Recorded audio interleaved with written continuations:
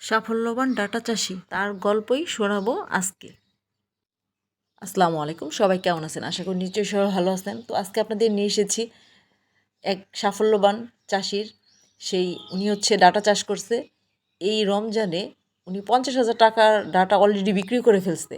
আরও এখনও কত ডাটা জমিতে আছে।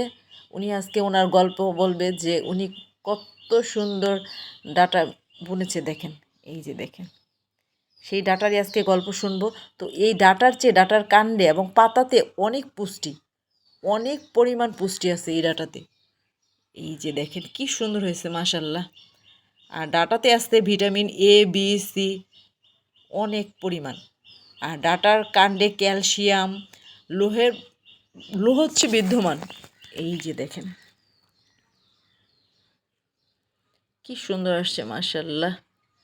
অলরেডি 50,000 টাকা বিক্রি করে ফেলছে, আর হচ্ছে বিক্রি করবে। দেখেন এখনও জমিতে অনেক ডাটা।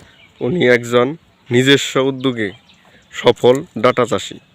উনি 1 বিঘা জায়গায় সম্পূর্ণ ডাটা চাষ করেছে, আর 1 বিঘা জায়গায় উনি পাট শাক করেছে। 2 বিঘা জমি উনি নিজস্বভাবে নিজের বুদ্ধিতে করেছে, এবং এখান থেকে 1 বিঘা জমিতে 50,000 টাকা ডাটা উনি বিক্রি করেছে। আরও 100 জন মানুষকে ফ্রি ডাটা খাওয়াইছে। আর এখন আরও কিছু ডাটা রয়েছে, 3-4 দিনের মধ্যে ডাটাগুলো বিক্রি শেষ করবে। ধন্যবাদ ওনাকে। এরকম লোক উদ্যোক্তা হওয়ার জন্য ওনাকে বিশেষভাবে ধন্যবাদ জানাচ্ছি। এই তো হচ্ছে ওনার সাফল্য গাথা এবং সাফল্য কথা। এই হচ্ছে উনি, তারপর হচ্ছে আমাদের জন্য ডাটা তুলতেছে। এই যে দেখেন ডাটার পরিমাণটা কত মোটা এবং কি সুন্দর দেখতে। উনি এখানে হচ্ছে রাসায়নিক সার ব্যবহার করেছে, ইউরিয়া সার হচ্ছে বড় করতে সাহায্য করে খুব দ্রুত। আর হচ্ছে জৈব সার ব্যবহার করেছে। এই যে দেখেন ডাটাগুলো মাশাল্লাহ অনেক সুন্দর আসছে।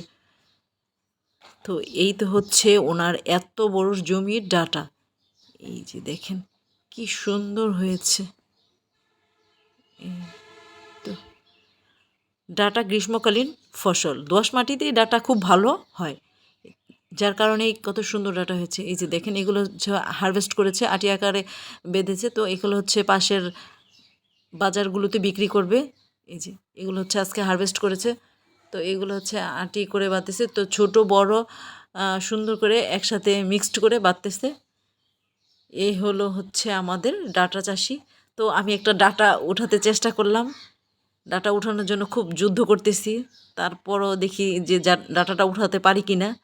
তো অবশেষে যুদ্ধ করে জিতে গেলাম, ডাটাটা উঠিয়ে ফেলছি। চাষি ভাই করে চাষ, কাজে নেই হেলা, এটা দেখেই বোঝা যায়। আল্লাহ হাফেজ।